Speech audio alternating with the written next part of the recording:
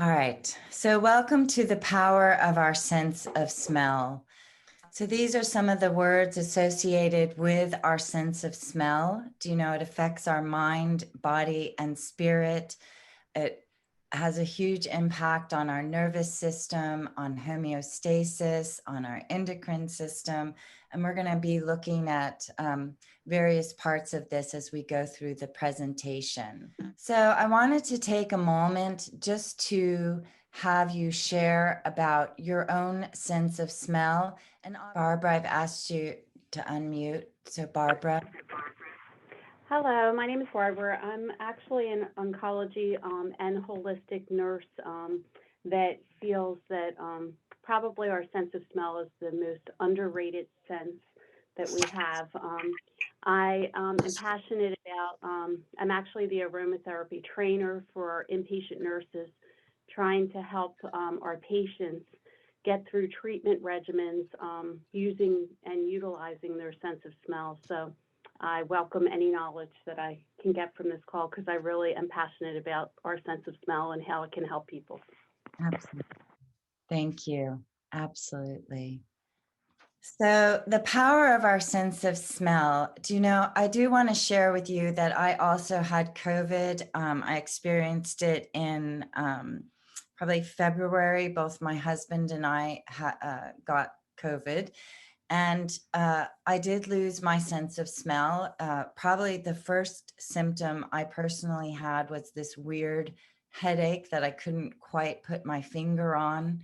And then within a day or two, I lost my sense of smell. Probably actually within 24 hours, I lost my sense of smell. And I do actually rely on my sense of smell a lot, you know, not only as an aromatherapist, but it does seem to be one of the senses I use a lot. I smell books, I smell clothing, I smell, you know, just my environment, just my sheets, my clothing. I'm just have always been kind of sensitive to different smells in the environment. So a few months ago, I was talking with one of our students, and this is what I wrote to her about my experience of losing my sense of smell. So I was deeply disturbed by the utter silence of the sense of smell. And that silence really helped me to appreciate the potential implications of a lifetime of experiences without it. Do you know, it just deeply, deeply affected me. So I will say that meditation, salt baths, working with essential oils, and working in my garden all went into supporting me as I went through the process of regaining my sense of smell. I remember, you know, I would be working in the garden, and, you know, this was as like February is the time we start preparing our beds. And so February into March, April, you know, I would just smell the different plants. And even though I couldn't perceive the smell, I just would have this memory of what they smelled like, you know? And so I would just keep working on that level. And that is going to be one of the things we talk about in smell training, is to be able to connect with the aroma that you have a memory of, and that actually can help the neural connections in the brain. So I did, you know, as I said, I found it quite disturbing, and I did take things like supplements. And then my son, both my son and my partner are quite funny, so they helped me to just kind of laugh my way through the 3 months or so that it took for my sense of smell to be returned. So, and I was confident throughout my experience of anosmia that my sense of smell would actually return.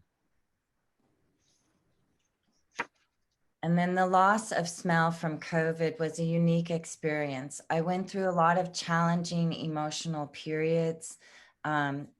again, I felt a complete deadness of my sense of smell, absolutely nothing, not one thing. And it was very different from, say, the flu or cold, where, you kind of are partially anosmic, but you can still smell some things. I felt that COVID just completely deadened the sense of smell. But I did continue, like I said, I worked with plants in the garden, and I also worked with essential oils. And then I used quite a lot of supplements to support my sense of smell. So my sense of smell did come fully back within 2 to 3 months. I would say it still took at least 6 months to feel completely normal again. Even my husband felt that, he wasn't fully back to where he had been pre-COVID for at least 6 months. So, and I will say, during my experience of anosmia, I did go through periods of depression. I felt a loss of energy, a loss of excitement, and especially as the loss of sense of smell continued. So I just sat with it. I observed it. I utilized essential oils. I utilized working in the garden and smelling the plants. But I just want to really acknowledge, for those of you who are still working on regaining your sense of smell, that, it triggers a whole kind of range of different emotions, along with what we'll discuss, what is the impact when we lose the sense of smell. So, as Emily shared, of the primary senses, touch, taste, smell, and hearing, smell is considered to be the most neglected, overlooked, and least understood or appreciated. I'll share that years ago, I was interviewed by NPR when I was living in Seattle about the sense of smell. And that was probably um, I want to say 25 years ago. And even then, it was like the sense of smell that people were looking at it, but not as much as obviously this kind of COVID period of time, when there has been an increased, renewed interest in our sense of smell and how it affects our life.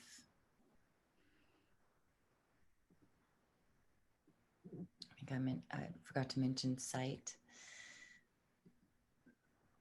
And yet, aromas reach into our emotional life, drawing from the deepest caves in our minds, whereby they suggest, stimulate association, evoke, frighten, and arouse us. So, our sense of smell is literally like a part of how we sense the world we live in.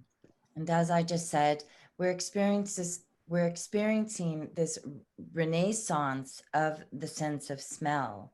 So, since the arrival of COVID-19 in late 2019, the world has seen an increased interest in the sense of smell, because the loss of smell is one of the first kind of symptoms of COVID.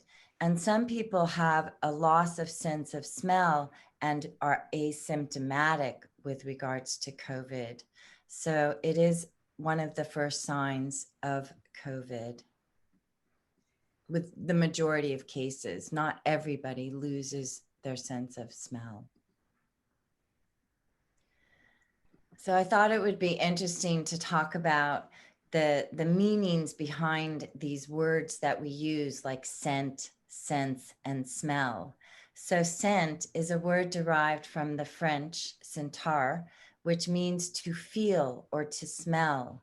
It's also based on the Latin word sentire, meaning to feel or to perceive. So right away, we have that smell is associated with feelings, with the ability, or how we perceive and experience events in our life or relationships.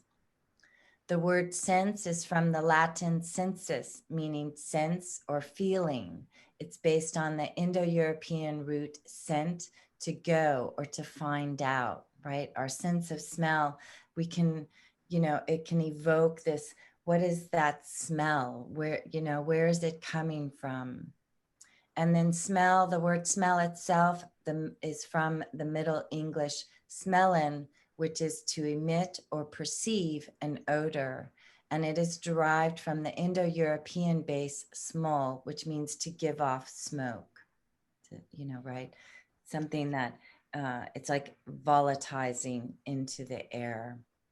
So all these terms kind of serve to remind us that our sense of smell is related to how we perceive, how we smell, and some of the actions it evokes in us.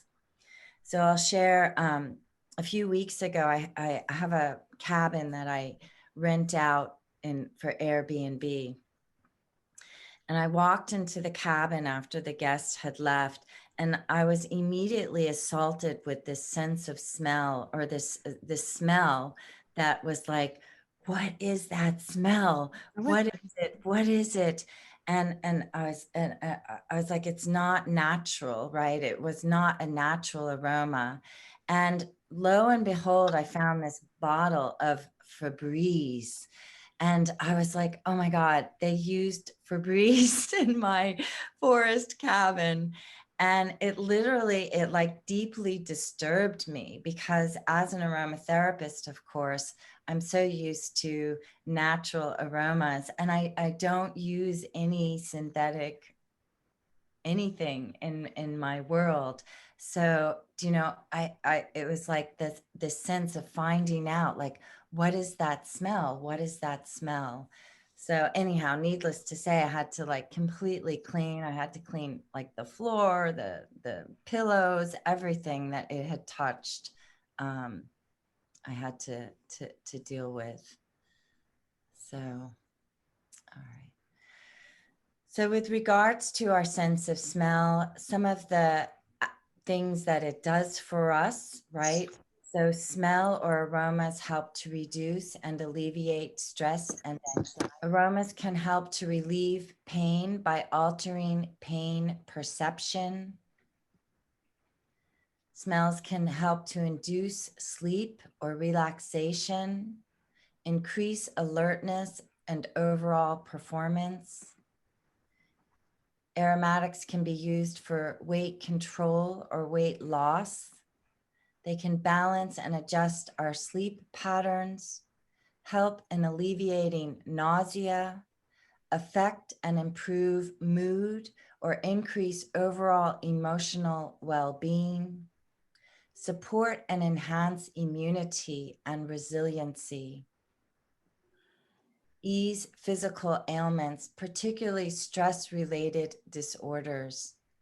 And finally, aromatics or scent and smell helps shape our impression of self and others.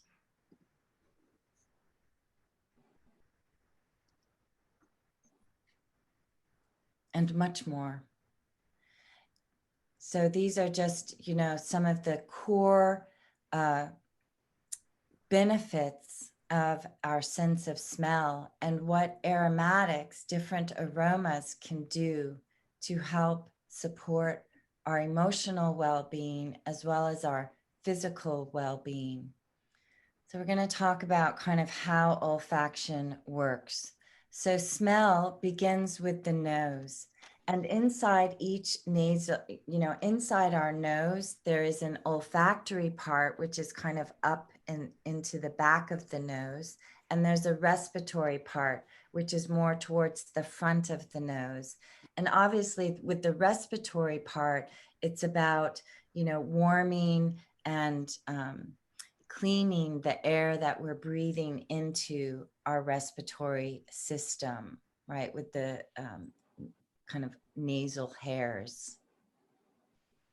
The olfactory part is also about when we're breathing into the lung. I mean, the respiratory part is about breathing into the lungs, versus the olfactory part, which is this upper back portion of our nose, is olfactory perception.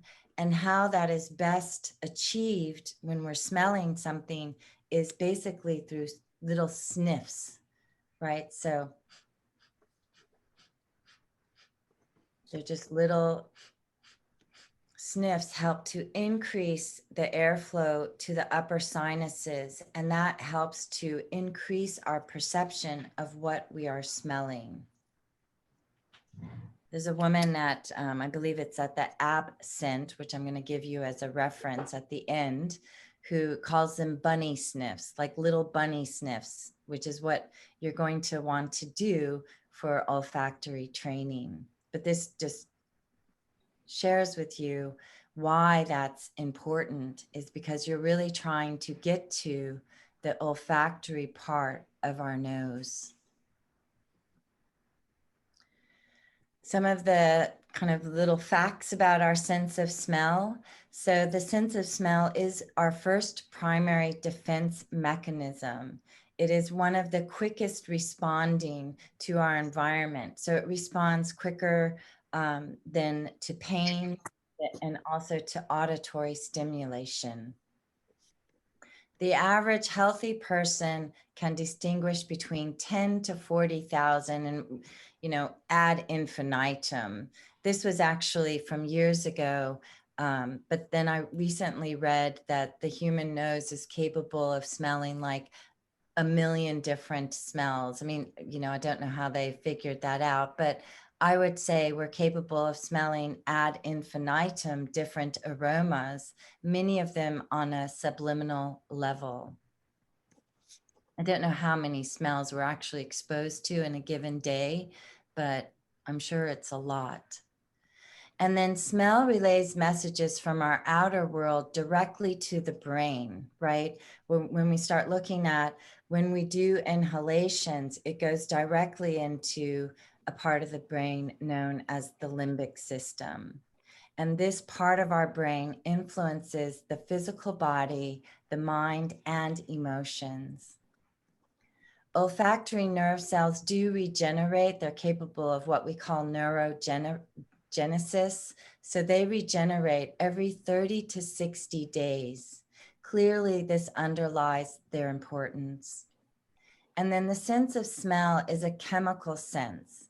So we have receptors in our nose that respond to chemical stimuli.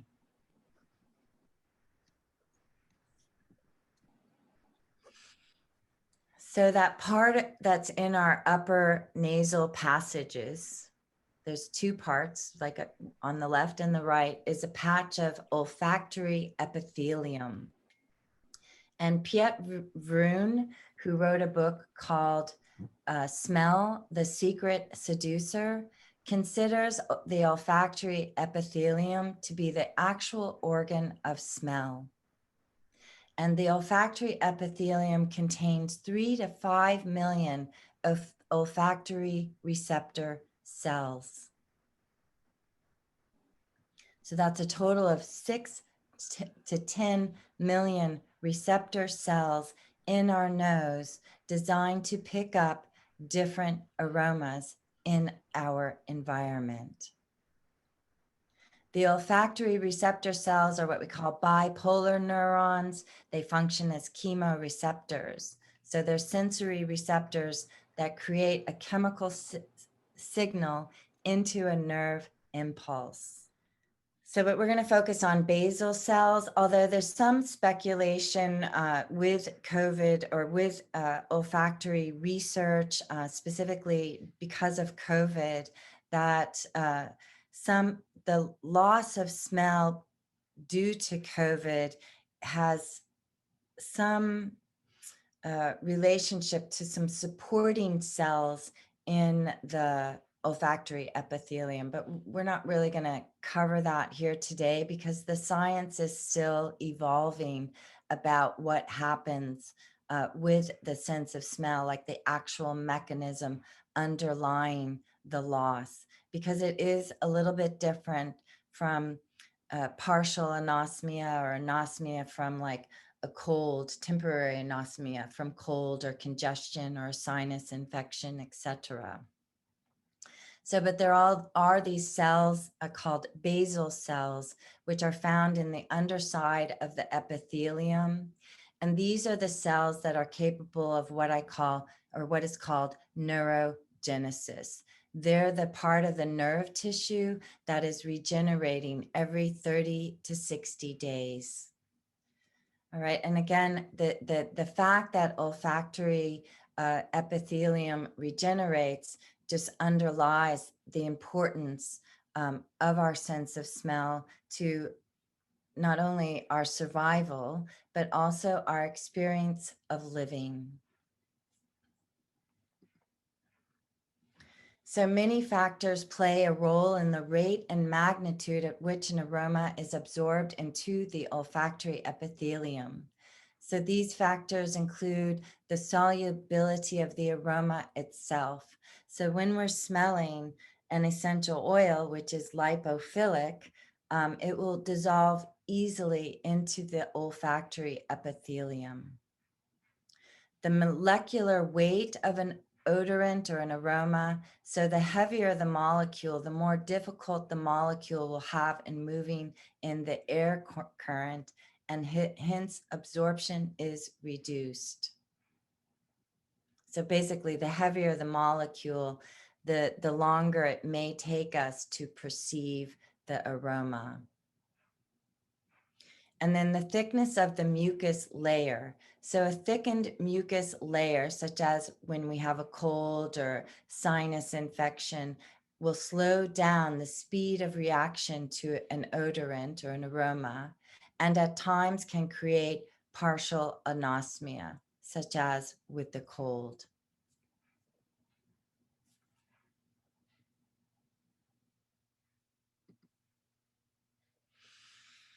So when we smell, and this is going to be on a slide in just a moment, olfaction is one cell away from the amygdala. And so when we're smelling, the first place it has an impact is what we call the limbic system. And the limbic system is made up of various structures. These include the amygdala, the hypothalamus and the pituitary, the hippocampus, the septum, etc. We're going to focus on talking about the amygdala, the hypothalamus, and the hippocampus. So the limbic system structures are concerned with central control over the expression of emotions, instinctive behaviors, drives, motivation, and feelings. So the limbic system contains structures that essentially color our experience of the world through emotions and feelings and drives.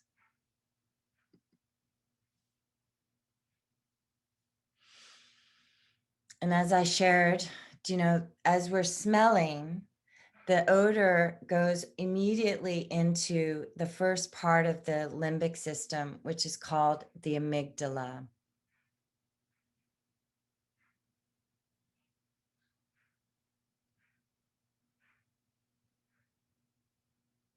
And I'm going to talk a little bit more about the amygdala. I think this is like an important part to appreciate how much our sense of smell can affect our emotions. So olfaction is one synapse away from the amygdala. It's the first part of the limbic system that is affected by smell. And the amygdala houses the main circuits that color our experiences with emotion. And it is responsible for assigning emotional significance to sensory information. So an example of this would be if there was a gas leak or a fire growing in your space, your sense of smell would be that which immediately alerts you that something is not right within your environment. It might also be, an example would be, I know for me, if I'm in like a grocery store or wherever I might be in a space and I smell someone with like a patchouli aroma, it like initiates this, I have quite a fondness for patchouli. So I like literally will walk through the store trying to find this person just because I love that smell, right? It immediately evokes this fondness and kind of this attraction, like, who is this person wearing this amazing aroma? So that's, my amygdala is evoking, and it's somewhat to do with the hippocampus as well, which is my memory of that smell or that aroma. So the amygdala, along with the hippocampus, is crucial in the formation of memory. And so if you've studied aromatherapy, we know that with many aromas, there's memory-based associations, and they can evoke a range of different emotional um, feelings, reactions. I share in my classes that years ago, I was teaching a class in Vancouver in Canada, and I met this woman in the class that didn't like the smell of sweet orange. And I'm always intrigued when people don't like certain aromas. I want to kind of find out why. So she became a client of mine, and I was practicing reflexology at the time. And so I made blends for her for the reflexology treatment itself or in the foot bath. And I included just a small amount of sweet orange. And about 2 to 3 months into our work together, she came in and she said she finally remembered why, what was the link with sweet orange. And she shared this experience of, she was maybe 12 or 13 years old. It was her birthday. The family went out for the day into this town. And I guess her father was an alcoholic. He actually proceeded to get drunk from early in the morning until, they were out in this family outing.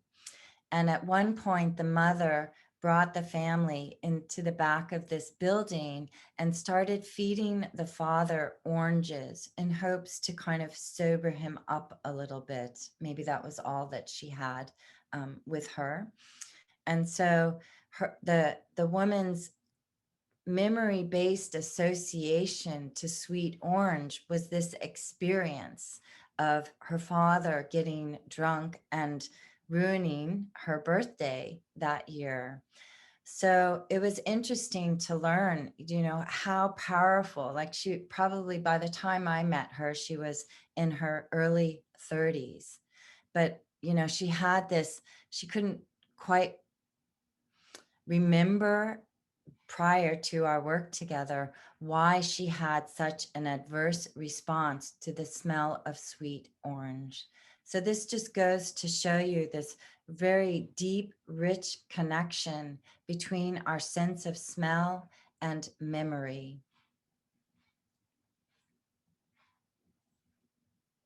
I also give you I have a kind of a fascination with the amygdala, which is why I have like 3 or 4 slides on it.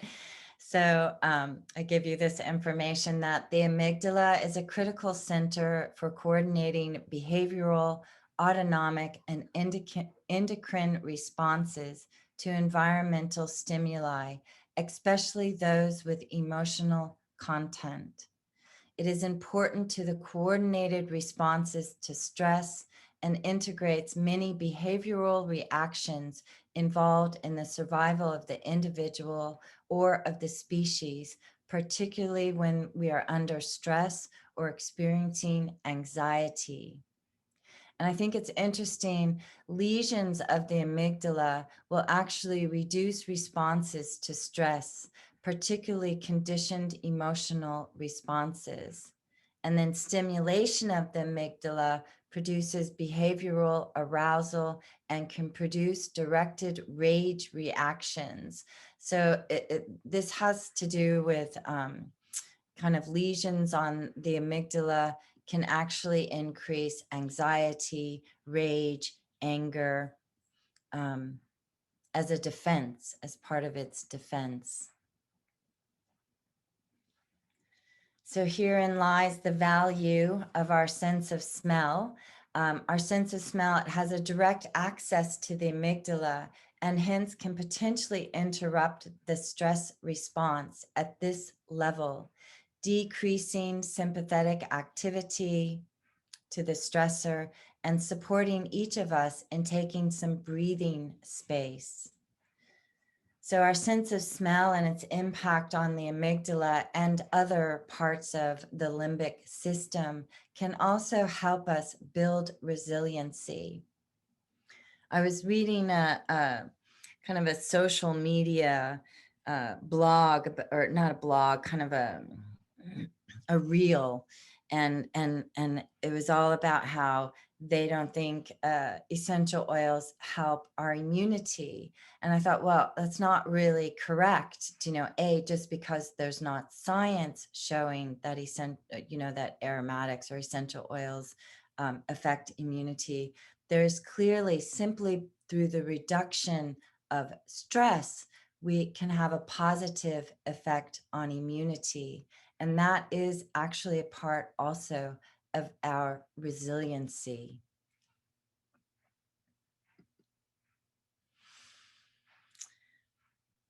I've been studying a fair amount over the past few years about the impact of not only post-traumatic stress, but also complex traumatic stress, or what we sometimes is called developmental trauma.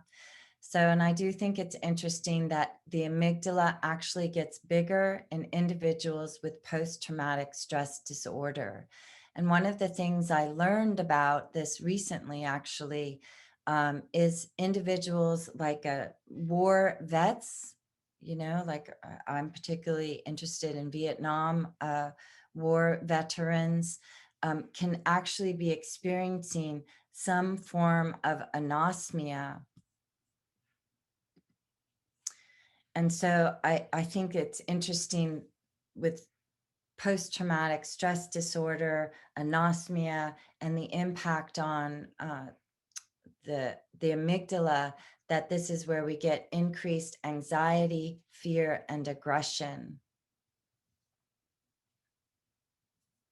I'm still kind of pulling this all together to help me understand various people I know in my life who are veterans of war, who have a reduced sense of smell and are very reactive. Anyhow, I'm still kind of piecing that one together. So other parts of the limbic system include the hippocampus. As I shared, it's intimately involved with the amygdala in memory formation, particularly involved with smell. I think it's interesting that every single part of the limbic system wants to tell the hypothalamus what to do.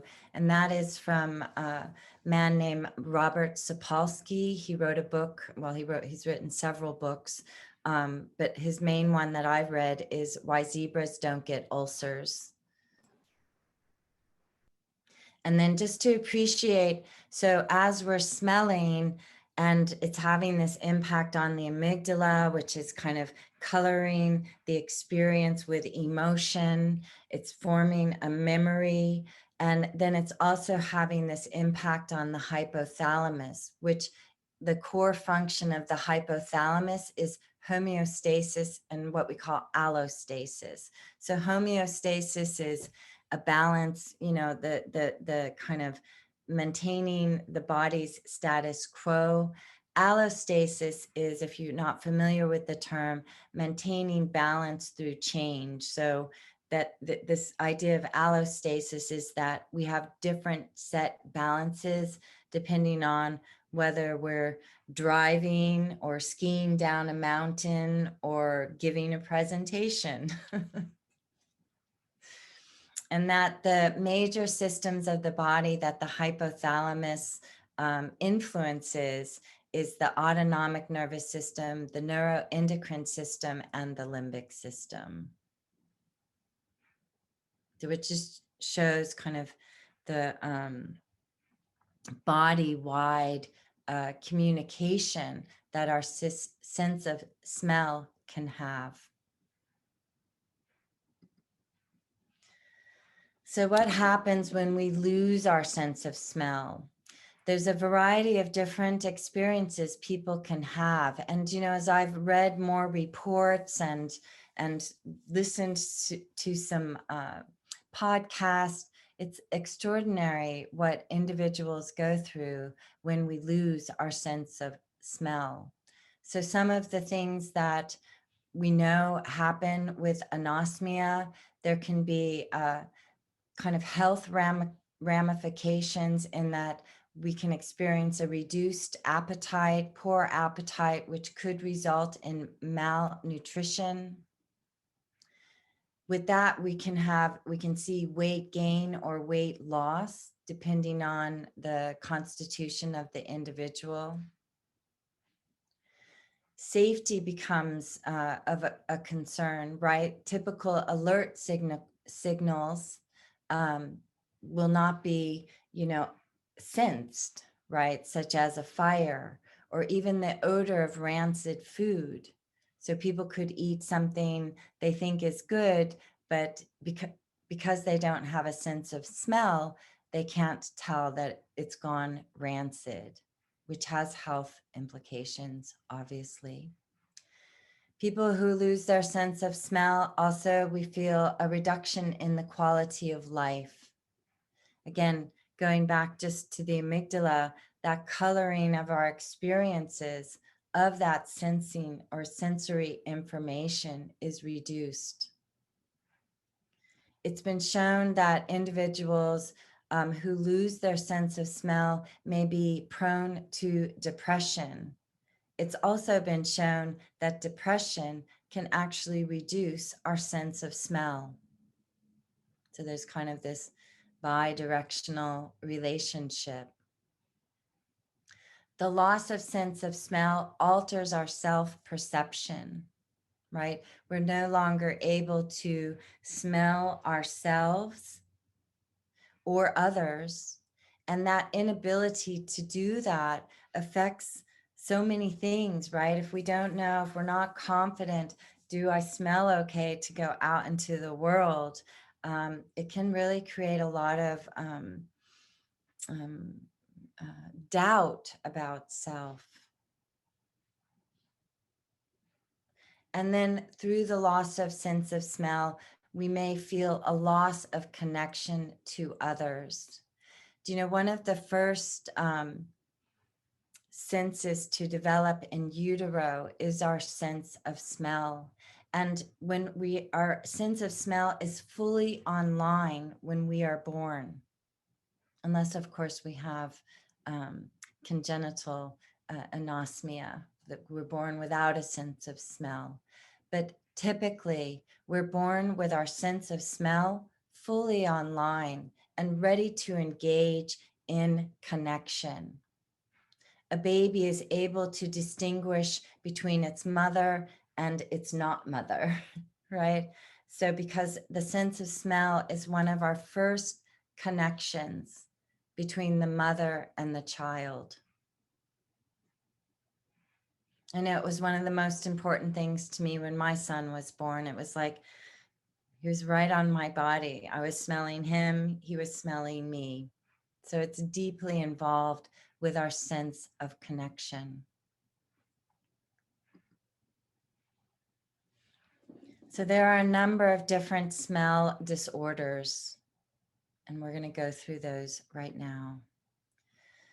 So I love these names, right? They're really interesting, and they all have osmia at the end. So osmia is the genus name from ancient Greece, meaning to smell or a smell or an odor. So you have normosmia, which is basically having a normal sense of smell. And then there's all these dysmosmia, which are disorders of the sense of smell. So anosmia is the inability to smell, and it can be partial or total. It can be, partial, like if we have a cold, it can be total, as in COVID. And anosmia can be a congenital disorder, meaning you're born without a sense of smell, or it can also be the result of a head injury. Anosmia, we're going to look at this in another slide, but anosmia can also be caused by long-term exposure to toxic chemicals, medication, and or surgery.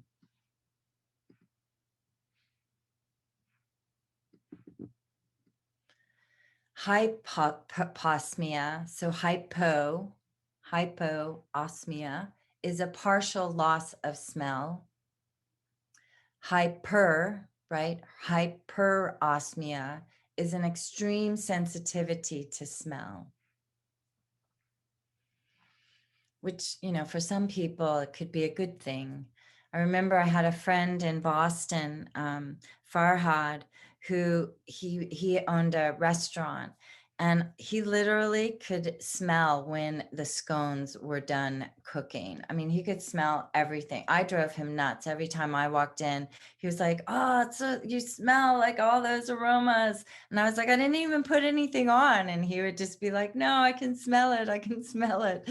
I would be like, "I don't know. I didn't put anything on."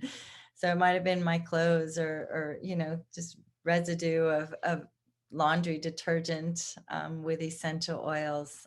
But he definitely had this extreme sensitivity to aromas. Parosmia is a change in the normal perception of odors, particularly when it becomes unpleasant. It tends to be parosmia, something that you normally would find pleasant becomes unpleasant or smells foul. Cacosmia, I've seen different definitions of cacosmia, but the one I found the most commonly given is the smelling of a continuous foul odor. And I do want to just acknowledge that, at least in Western culture, the word odor kind of denotes a negative aroma, right? When we say, "Oh, there's an odor," it tends to have this energy to it that it's a bad thing. But really, it's just a word to describe a smell or an aroma. And then there's phantosmia, which is just that. It's like a phantom smell or an olfactory hallucination. You're detecting smells that aren't actually present in the environment. So these are the most common smell disorders. And they are distinguished into two categories. There's quantitative smell disorders, which is basically when our sense of smell is altered in its acuity. So, and these include anosmia, hyper, and hypoosmia. And then there's qualitative disorders. So this is where the sense of smell is actually distorted, such as in cacosmia and phantosmia. There's various causes of smell disorders, such as viral diseases, which would also include COVID, influenza.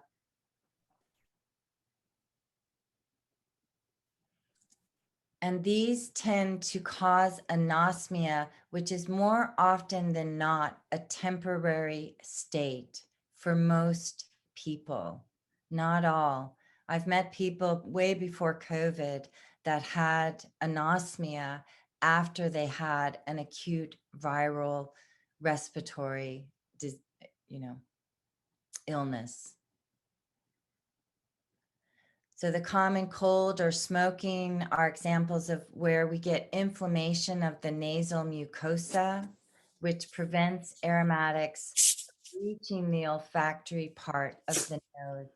It typically causes just a temporary loss of the sense of smell.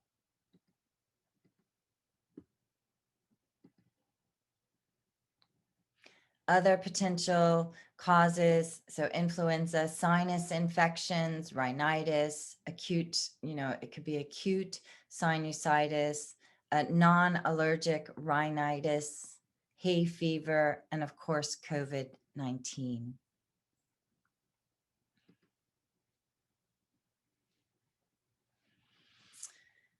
Olfactory pathways can also become impaired from age, which, yeah, I think this is where olfactory training could be beneficial at preventing that. And certain medications. So certain medications can actually cause anosmia. And there's actually quite a lot of medications that can affect our sense of smell and our sense of taste. And obviously our sense of smell and taste are, intimately connected.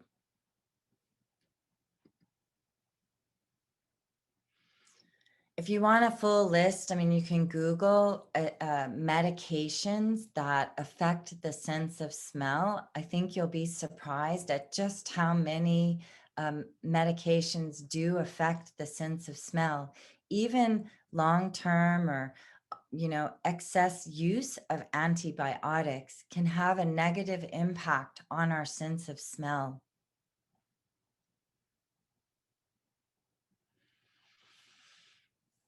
And then there are also certain medical conditions that can dull or diminish our sense of smell. And so here we have numerous, conditions, medical conditions that can negatively impact our sense of smell. And of course, for things like Alzheimer's and Parkinson's disease, one of the kind of symptoms even before diagnosis is loss of sense of smell, be it in total or partial. We'll talk in a moment about how smell training can actually help even Alzheimer's and Parkinson patients or individuals diagnosed.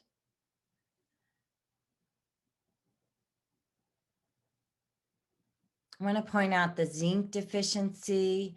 Do you know zinc deficiency? There's some studies that support a potential vitamin D deficiency, although there's others that have shown it's not related to our sense of smell.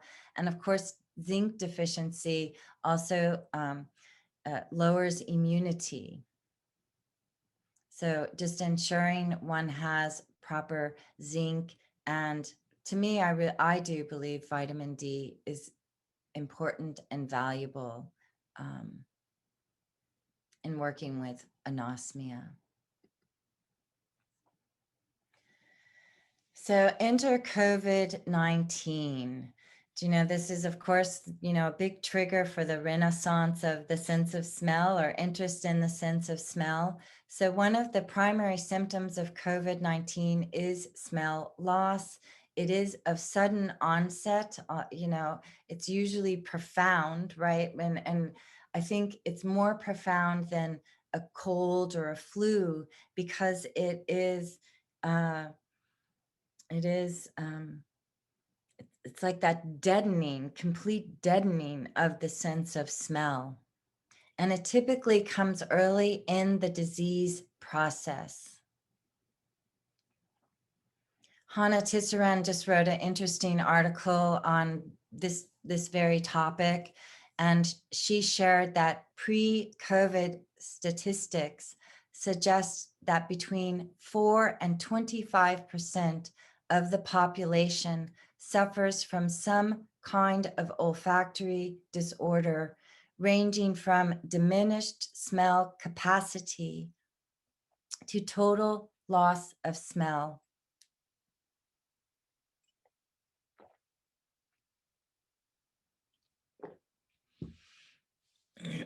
And then the self-reported incidence from surveys varies from 33 to 68% of COVID patients. And one report even shared that the whopping 98.6% of COVID positive patients had some form of olfactory disorder when assessed clinically.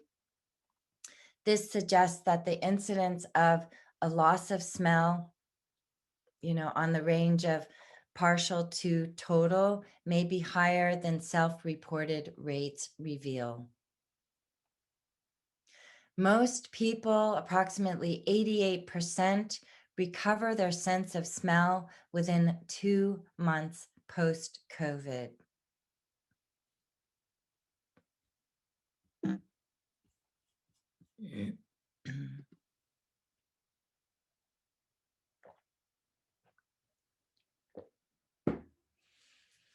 And so here we enter into the realm of olfactory training. I do give you a slide at the end of the presentation with numerous research studies that are showing the effectiveness of olfactory training in helping people regain their sense of smell. So what is olfactory training? It's basically the daily short-term exposure to aromas that happen over a period of 12 to 20, I would say 24 weeks. And it's been shown to be an effective way of improving olfactory function. It enhances the awareness of aromas and fosters the processing of olfaction. It's like it helps reconnect. It's like neuroplasticity is the word I'm looking for. And I just put this note that in patients with impaired cognitive function due to things like Parkinson's disease, Alzheimer's, this particular study was showing in Parkinson's, olfactory training leads not only to enhanced olfactory function, but also to improved verbal fluency.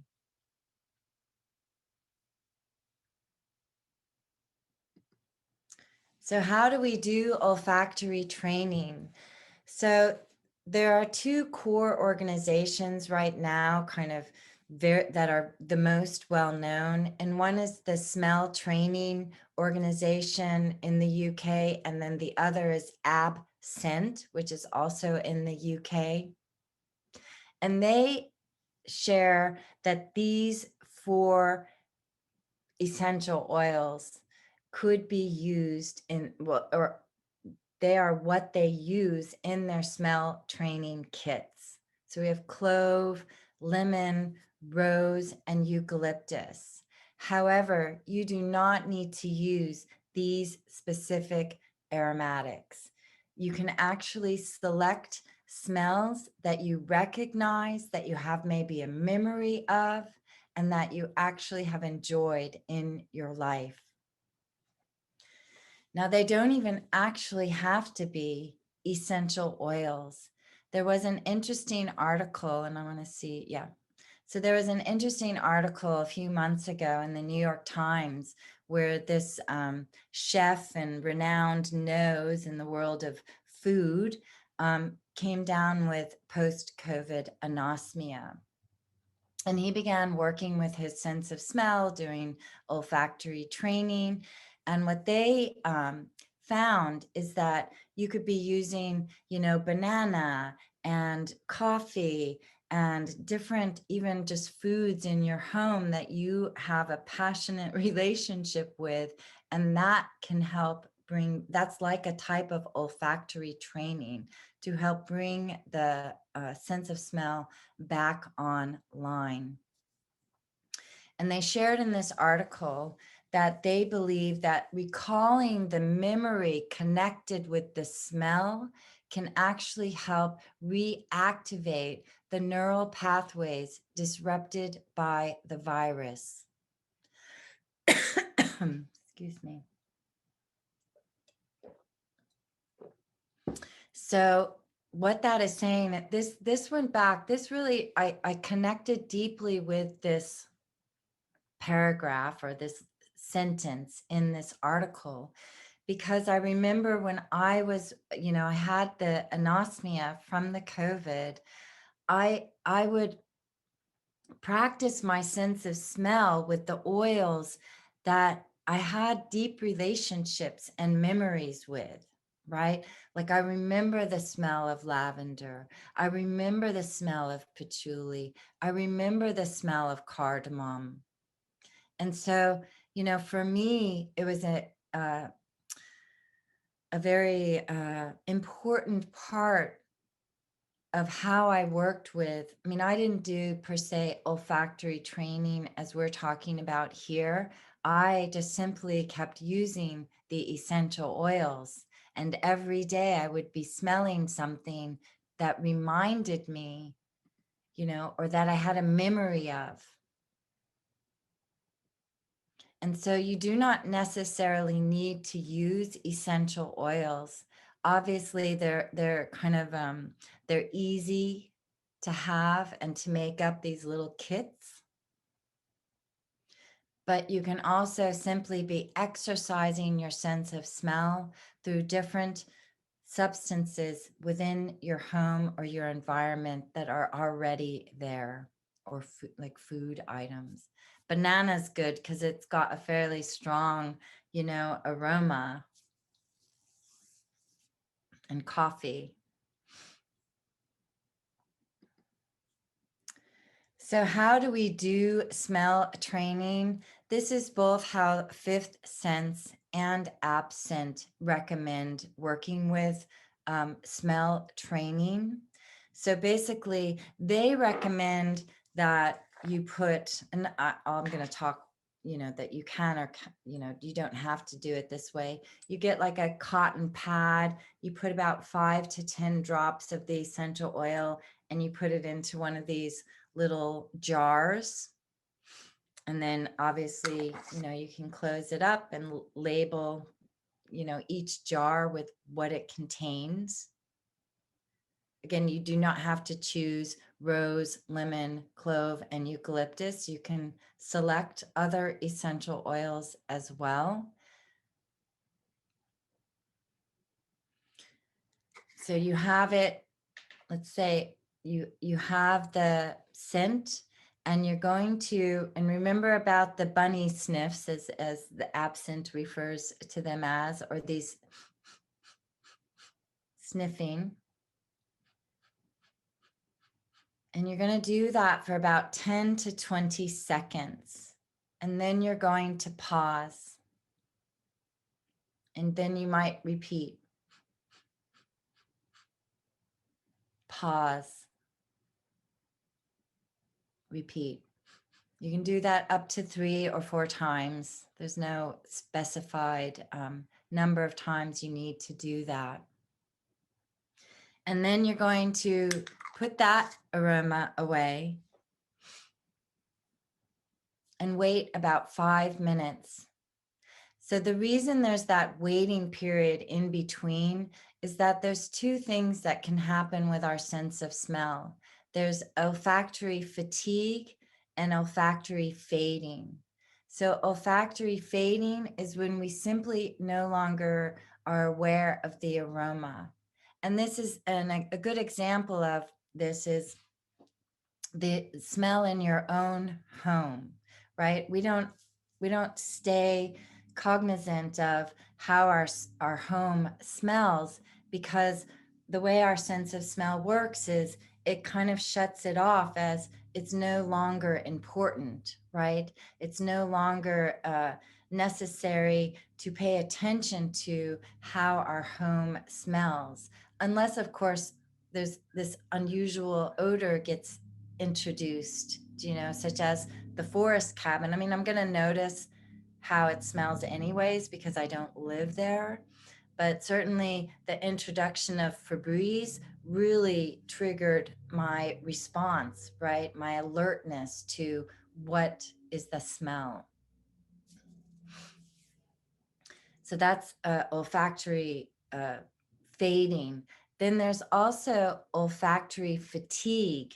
So if you're an aromatherapist and you've attended an aromatherapy class, after you're smelling so many different oils, you kind of stop smelling as acutely, and you kind of start to have difficulty distinguishing between one aroma and another. And that's olfactory fatigue. So when you're practicing smell training, it's important to take that pause between aromas so that each aroma kind of triggers what we want it to in the sense of smell. So basically, and you can use an inhaler tube. You don't have to do these jars. I mean, to me, I think, yes, they're being kind of promoted and highlighted in most olfactory training education, but you could just as easily make up either an inhaler tube or smelling salts, right? So this is an inhaler tube. You could put the drops of the essential oil you have selected to work with, and you want at least 4 different ones. I'm not going to put that together. And if you're using an inhaler tube, when you have anosmia, you can put it right up into the nose and do your little sniffs. You could even,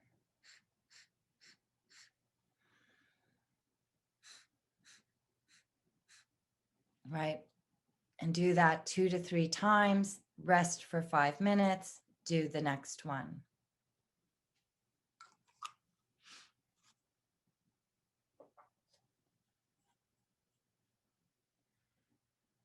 And then, the rest of this is just putting away your essential oils, your little jars, making sure they're kept in a cool place. You don't have to put them in the fridge.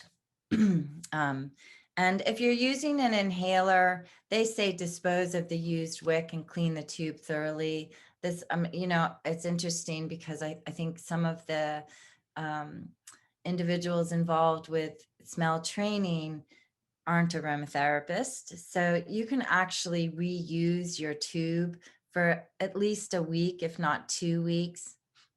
You could even use it longer and simply take off the kind of cap that's at the base that keeps the pad inside the tube. I mean, they're incredibly difficult to get off, or you could even put a drop using a pipette, to freshen it up. Put a couple of drops into the tube to keep it strong. But I don't know why, they recommend disposing of the used wick and clean the tube thoroughly, because they can be used for a number of weeks, even months, really. But again, kind of freshen up that pad inside the tube by adding more of the essential oil in it. So important things to remember is the sniffing increases the airflow and hence our perception of an aroma. So doing these short sniffs is what you want to be doing when you're doing olfactory training. It's also important to begin training as soon as possible when anosmia occurs. So studies have shown that smell training is the most beneficial if it is begun within 12 months of the onset of anosmia. So if you experience anosmia with COVID or post-infectious olfactory or post-infectious olfactory dysfunction, it's just been shown to be helpful to begin your olfactory training within a 12-month period. And that has been shown to have more success than if you start after a year has gone by. You want to practice daily and twice a day. It's usually recommended in the morning and in the evening prior to going to sleep. And the practice actually needs to be done for 12 to 24 weeks. So that's, it's a long time. That's three months to a year. I mean, not a year, half a year, 6 months. It can actually take up to a year, I mean, for some people. And then it's also been shown to be really helpful to keep a journal as you're working with smell training. So what kinds of things do you want to write? Like there are actually in the resource section that we're going to come to, Absent and the UK Smelling Organization provides you with kind of a journal PDF that you can utilize. And what you want to be journaling about is what you're perceiving. Do you know what is coming to your nose? What are you able to detect as you're practicing this smell training? And each day to write, even if it's, I don't smell anything, I get ever such a light hint of sweet orange or lavender or whichever essential oils you have chosen to work with, or food. So keeping a journal is a really important part of smell training therapy.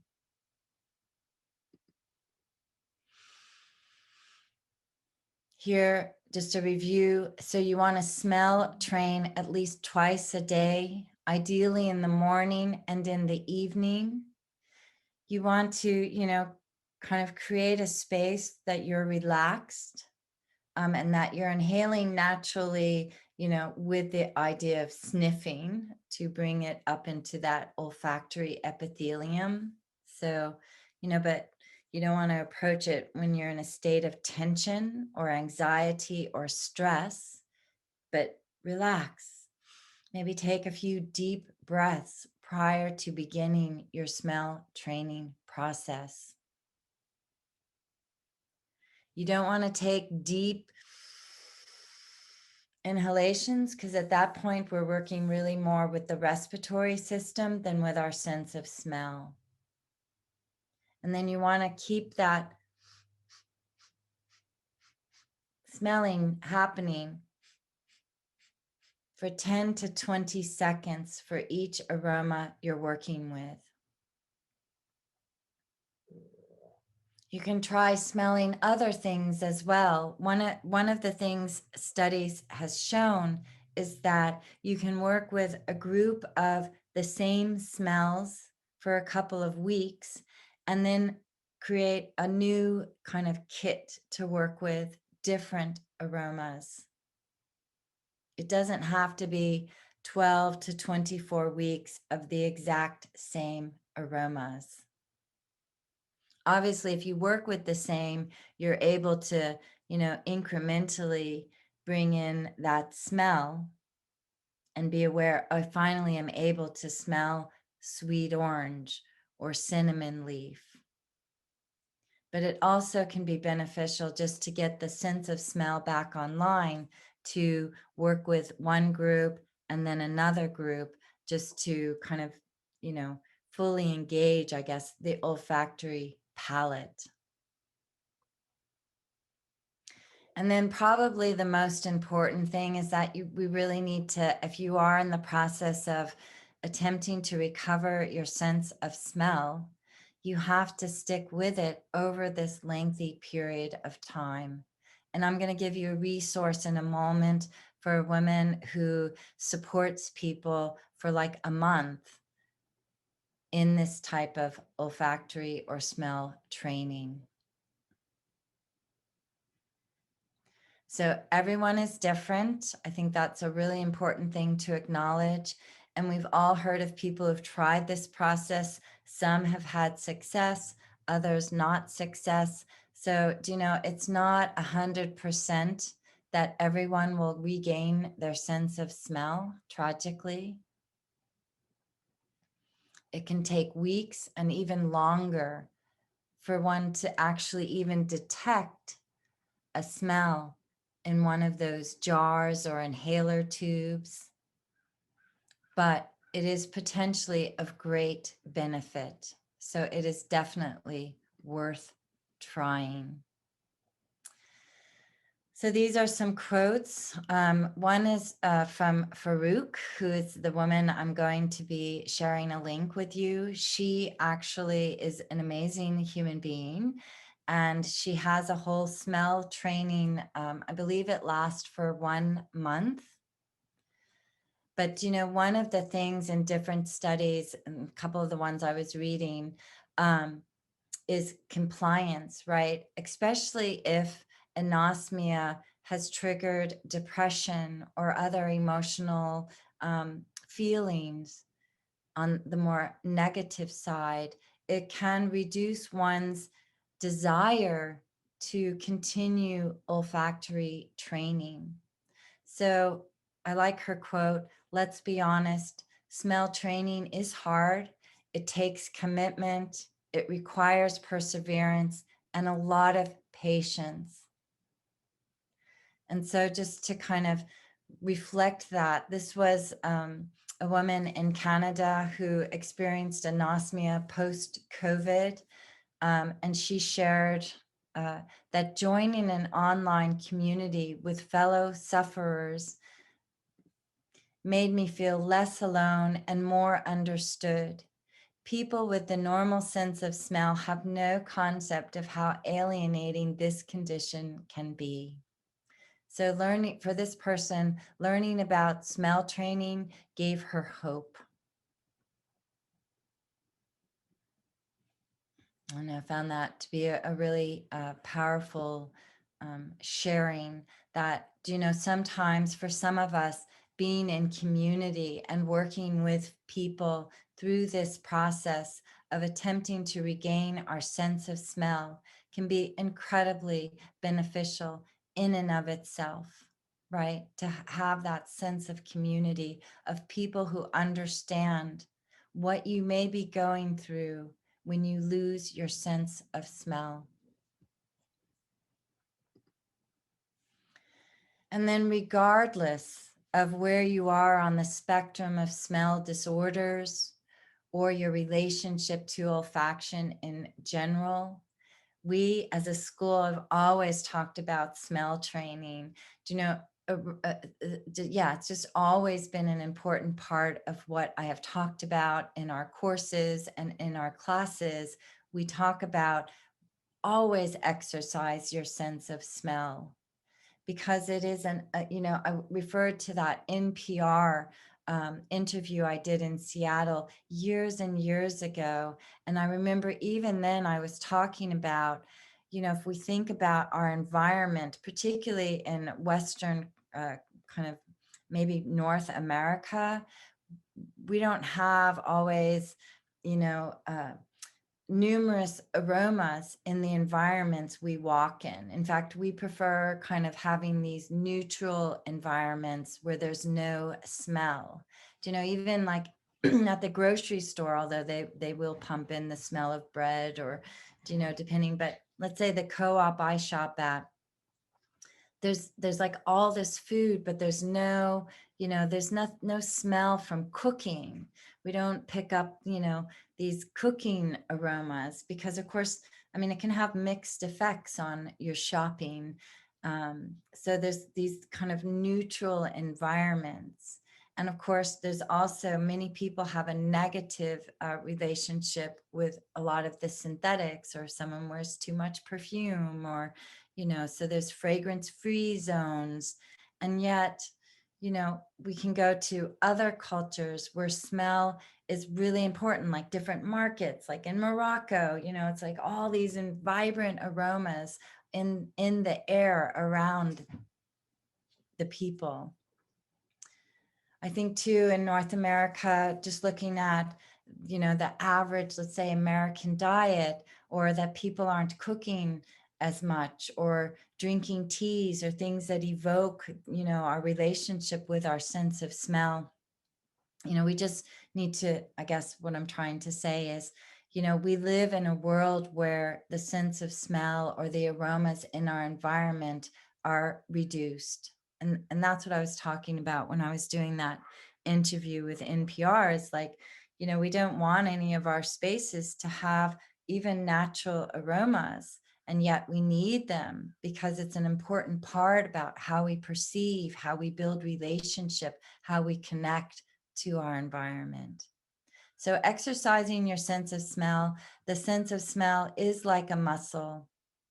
It needs exercise to become stronger, no matter where you are, as far as the power, sensitivity of your sense of smell.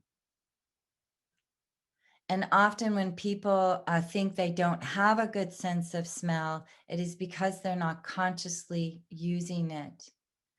So to exercise the sense of smell, some of that, and this isn't directly in relationship to anosmia, just in general, to exercise your sense of smell, simply begin daily by observing the different aromas and smells within your environment.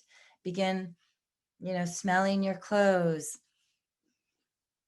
smelling books, smelling, just become more sensitive and conscious of what smells are in a given environment, what your car smells like, what the grocery store smells like, what a lemon smells like, a banana, like all the little things that you may interact with throughout the day, just becoming more observant of the different aromas you may or may not, even be aware of are in your environment. You can begin to smell when you're outside and it's going to, the rain is coming. What is the smell of the air as the rain is coming in? What is the smell of the air as humidity rises and heat rises? Do you know there are different smells, right, with the seasons? So to be more and more practicing your using your sense of smell increases its strength and expands the palette of aromas or smells or odors that it's capable of discerning. As an aromatherapist, I believe in smelling not only the essential oil, but the plants that essential oil comes from. And I believe that really helps expand our olfactory palette. It makes us more sensitive to the nuances of different essential oils. I share a story that, I grow a tea tree, Melaleuca alternifolia. I've grown it the last 2 years in my garden. And tea tree is just one of those essential oils that I just stopped using for a long time. And I didn't personally really love the way that it smelled. I would use, other oils in its place, like Roman chamomile or niaouli, which isn't quite so pleasant, but when I grew the plant and I was able to interact with the plant and smell and notice the nuances of aromatics within tea tree, it renewed my relationship with the essential oil. So if you are a aromatherapist attending this course, I do recommend, getting out. If you don't have a garden yourself, going to a garden center, or we have botanical gardens, and or even at the grocery store, purchasing a lemon, a sweet orange. You can usually buy dill and rosemary and basil there, and begin even smelling just the plant will increase the strength of your sense of smell. And again, you'll be able to begin to observe subtle nuances within the essential oil as well. And again, keeping a journal, of the different smells you're working with, the different aromas you're working with, just builds that relationship and strengthens those neural pathways, those connections into the limbic system. And then finally, some resources for you to go. They have an amazing amount of resources on these different sites. As I shared, Farouk, who owns the company Falk Aromatherapy, does offer a program where you can attend for 30 days, I believe. Don't quote me on that, but she offers a program that will stay with you for a period of time if you're struggling doing smell training every day, twice a day, because it does take time out of whatever you're doing to practice this smell training. She's just a great human being, and she has a great podcast talks a lot about the sense of smell with many different guests. So I highly recommend her work. And then we have the two organizations. One's called Absent. The S is capitalized. They have an incredible amount of resources, including, a kit if you decide you want to purchase a kit. But again, it's really not necessary. And it's absolutely not been shown that it's just those 4 aromas that have to be used. It's literally any 4 aromas will do. Even if you don't have essential oils, again, because they are expensive, you can use foods, or buy some spices or use spices you have. One I don't recommend is black pepper, because if by any chance you get it up your nose, it's quite unpleasant. And yes, I have tried it. But you can buy, have clove buds, and be smelling. You can put the clove buds right into the jar and each day be smelling them. You could put, dried basil or, any plant material that you use and be using that. You do not have to use essential oils. Have a banana on hand, smelling the banana. And then also there's fifthsense.org. And they also have an amazing, each of these organizations really has just a range of resources available to you to support you in your understanding and further studies of scent training, as well as supporting you if you're actively doing scent training to help bring your sense of smell back. It's extraordinary, really. There's always been some pretty good research on olfaction, but an incredible amount of research is coming out because of COVID. So here you are, you have, various articles. You can go to PubMed and enter COVID sense of smell, and it will bring up a variety of articles. Some are freely available where you can, read the article online through PubMed or through the journal publication itself. Others, unfortunately, you have to purchase, but there's enough available for free for those of you who like to do research.